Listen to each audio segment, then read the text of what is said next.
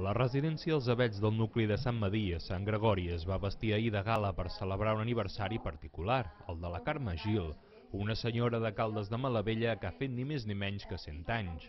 La sala d'actes del centre es va omplir durant una estona de residents, familiars, però també autoritats, que van voler retre un homenatge a la Carme, que en cap moment, fins i tot quan va rebre la medalla centenària per part de l'Institut Català de les Dones, no va perdre el seu sentit d'humor. De tot aquest temps en què ha viscut de tot, evidentment també la guerra, el que li sap més greu és... Això de s'ha mort les plantes, els arbres, els llimoners, els perers, perquè a pagès, hasta perers hi havia a les margeneres. I ara no hi ha res, ni té el gust d'abans. Ara la Carme fa vida en aquesta residència enmig d'un paratge de Sant Medir, però Caldes de Malavella, on havia viscut sempre, encara se'n recorden.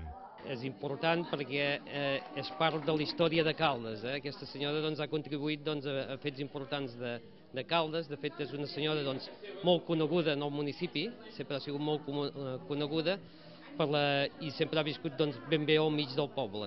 Avui ens ha explicat des de les seves vivències, inclús dels seus noviats que havia tingut i els cors que havia trencat, fins als fets més destacats que va passar a la població.